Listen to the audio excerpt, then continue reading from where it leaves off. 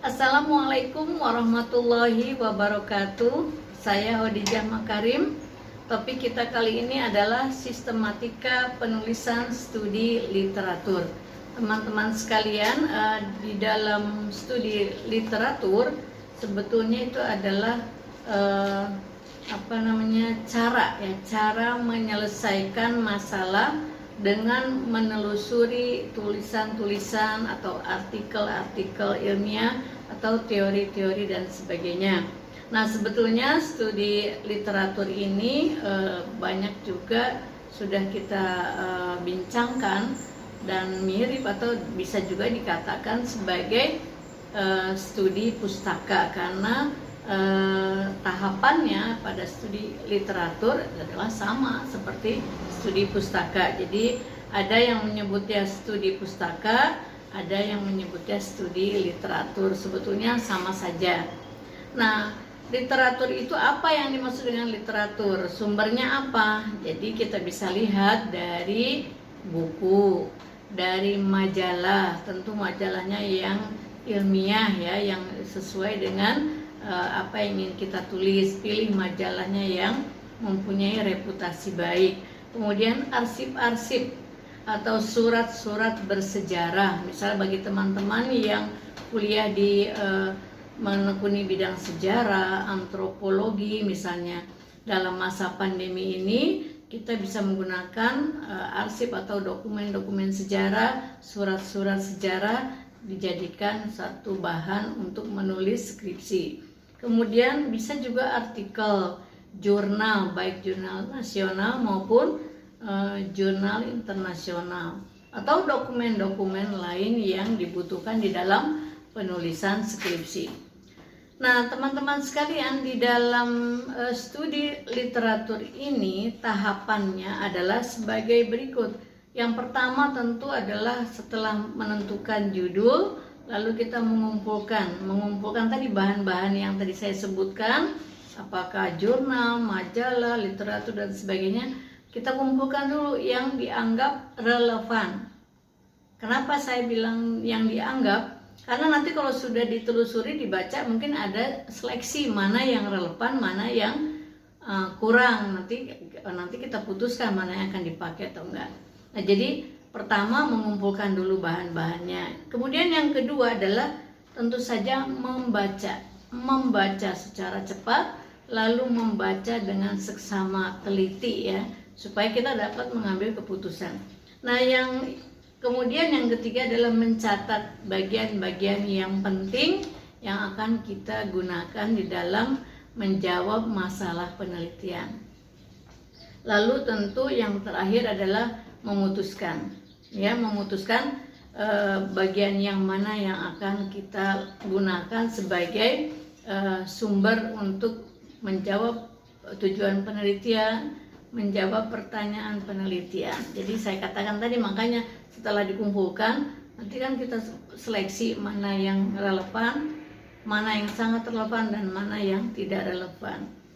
Nah, baik teman-teman sekalian, judulnya kan tadi sistematika ya. Jadi pada saat ini saya ingin mengajak teman-teman untuk melihat bagaimana membantu teman-teman untuk membuat sistematikanya seperti apa.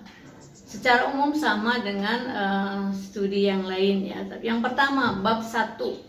Saya ambil contoh di dalam studi literatur ini menggunakan pedoman 5 bab ya, bab 1, bab 2, bab 3, bab 4, dan bab 5. Bab 1, pendahuluan.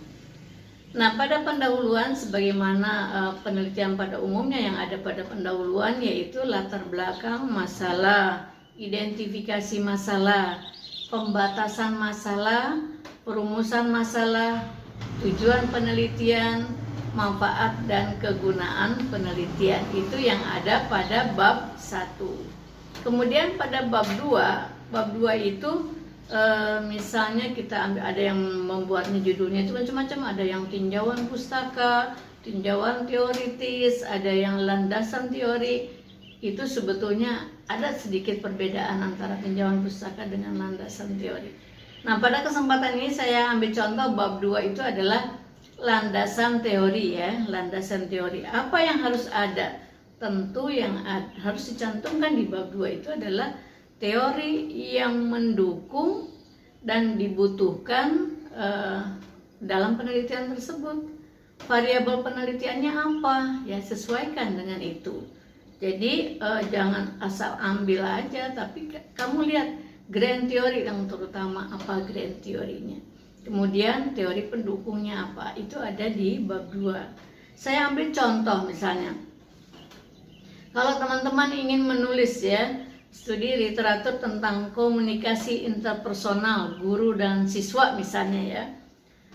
Nah, sebelum masuk ke komunikasi interpersonal itu harus ada pendahuluannya. Di bagian awal adalah teori komunikasi secara umum, pengertian komunikasi, unsur-unsur komunikasi, kemudian model-model komunikasi. Baru di bagian berikutnya masuklah teori komunikasi interpersonal. Lalu disusunlah dengan rapi sistematikanya. Kemudian baru masuk tentang bagaimana kompetensi guru. Kemudian kalau sudah selesai itu masuklah ke dalam komunikasi interpersonal guru dan siswa. Jadi mengerucut ya, jadi seperti itu. Jadi piramida yang terbalik. Jadi dari umum, komunikasi secara umum, masuk teori komunikasi interpersonal, baru masuk ke interpersonal guru dan siswa. Nah, pada bagian berikutnya itu masukkan tentang komponen-komponen yang berkaitan dengan guru dan siswa. Nah, baik teman-teman sekalian, di bab 2 ini jangan hanya menuliskan tentang teori-teori kemudian seperti orang membuat resensi buku, tapi ada diskusi di situ. Ya, diskusinya apa? Misalnya pada saat menuliskan pengertian komunikasi, cantumkan menurut siapa mungkin 3 atau 4, kemudian tarik kesimpulan. Jadi komunikasi itu apa? Nah, kemudian di dalam landasan teori ini harus ada tinjauan pustaka, teori pendukung. Misalnya komunikasi interpersonal, pendukungnya apa sih? Motivasi, persepsi diri misalnya. Nah, teori persepsi dimasukkan, persepsi diri, persepsi fisik, dan persepsi psikis ya. Jadi fisik, psikis, dan sosial. Jadi ada 4 ya, persepsi diri, persepsi fisik, persepsi psikis, dan persepsi sosial. Itu masuk di dalam teori yang mendukung komunikasi interpersonal. Itu ya, jadi bab 2 seperti itu. Kemudian bab 3, sebagaimana pada umumnya, bab 3 itu adalah metodologi penelitian. Cantumkan ya prosedur penelitiannya apa, kemudian metode penelitiannya apa, teknik penelitiannya apa, lalu jelaskan juga jenis data. Jenis data di dalam studi literatur bisa primer, bisa sekunder, tergantung tujuannya. Jadi teman-teman jangan berpikir bahwa kalau studi literatur semata-mata kita menggunakan jenis data sekunder. Belum tentu. Kalau memang itu yang dibutuhkan ya sekunder.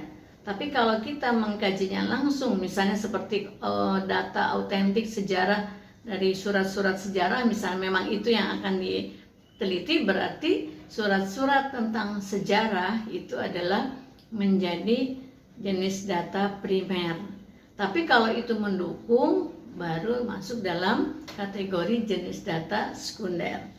Nah, memang pada umumnya ya, teman-teman mahasiswa yang menulis studi literatur itu menggunakan data sekunder. Tetapi sebetulnya boleh kita juga menggunakan data primer, tergantung pada perumusan masalah dan tujuan penelitian yang akan kita capai.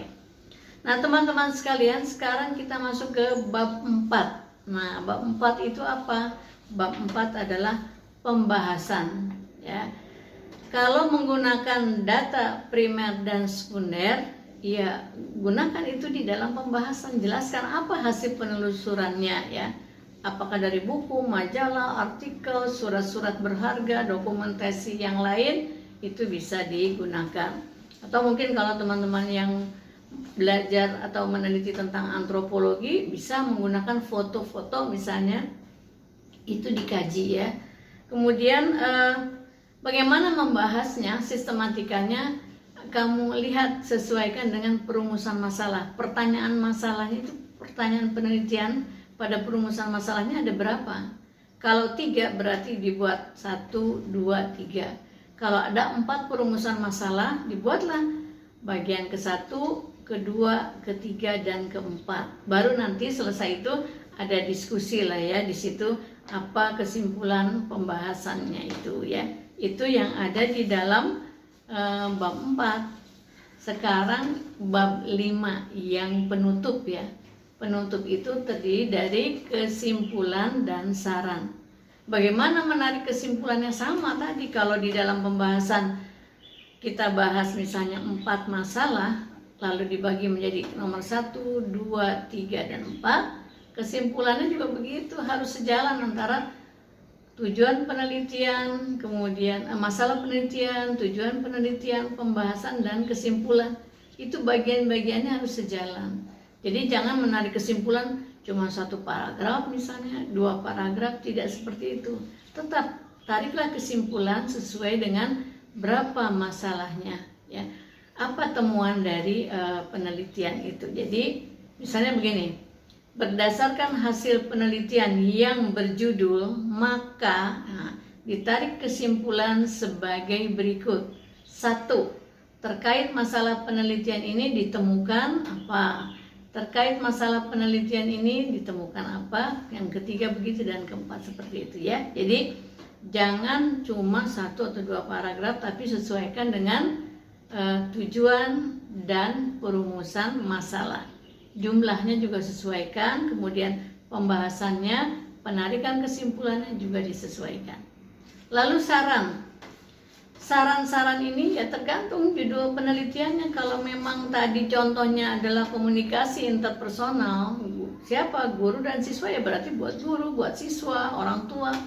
Kalau komunikasi interpersonal karyawan misalnya, ya berarti saran itu diberikan kepada karyawan atau pegawai, kepada pemangku jabatan, kepada pimpinan perusahaan, dan sebagainya ya. Jadi kepada pihak-pihak yang terkait.